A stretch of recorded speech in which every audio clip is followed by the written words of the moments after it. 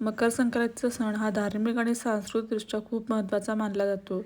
दरवर्षी सूर्य मकर राशीत प्रवेश करतो तेव्हा हा सण साजरा होतो. या दिवशी दान, धर्म, स्नान आणि पूजाविधी याला विशेष महत्त्व आहे.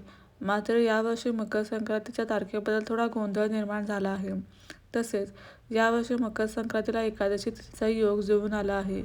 त्यामुळे यावर्षी मकर संक्रांती कधी साजरी केली जाईल हे आपण पाहूया. यावर्षी मकर संक्रांती 14 जानेवारीला आहे. सूर्य दुपारी 3:06 मकर राशीत प्रवेश करत आहे. त्यामुळे पुण्यकाळाची सुरुवात सकाळी 8:42 होईल. यावर्षी मकर संक्रांतीच्या दिवशी एकादशीचाही योग आहे. त्यामुळे यावर्षी सूर्यदेवाबरोबरच भगवान विष्णूंची कृपाही लाभेल. म्हणूनच यावर्षी मकर संक्रांतीचा सण 14 जानेवारीला साजरा केला जाईल. यावर्षी मकर संक्रांतीला एकादशी तिथीचा योग आहे. त्यामुळे या दिवशी तांदळाचे सेवन न करता तुम्ही ते दान करू शकता.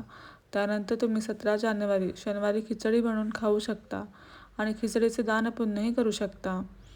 मकर संक्रांतीला काय करावे? यावर्षी मकर संक्रांतीला एकादशी आणि संक्रांती दोन्ही तिथी आहेत. त्यामुळे या दिवशी तीळ, गूळ, गरम कपडे आणि खिचडी दान करा. या दिवशी दानधर्म केल्याने पापांचा नाश होतो. मकर संक्रांतीच्या दिवशी गंगा किंवा इतर कोणत्याही पवित्र नदीमध्ये स्नान करा. तसेच या दिवशी पितरांच्या नावाने तर्पण वगैरे करावे. मकर संक्रांतीच्या दिवशी घरात तिळाची पोळी करून देवाला त्याचा नैवेद्य दाखवावा. तसेच लहान मोठ्यांना सर्वांना तिळगुळ वाटावे. विवाहित स्त्रिया या दिवशी रामाचा ओसा करतात. राम मंदिरात जाऊन सुवासिनी एकमेकांना हा ओसा देतात व तिळगुळ देऊन तोंड गोड करतात. मकर संक्रांतीचे पौराणिक महत्त्व. पौराणिक कथांमध्येही मकर संक्रांतीचा उल्लेख आढळतो. महाभारत काळात भीष्म पितामह जेव्हा बाणांच्या शिळेवर झोपले होते तेव्हा त्याने मकर संक्रांतीपर्यंत आपले प्राण न सोडण्याची प्रतीक्षा केली होती.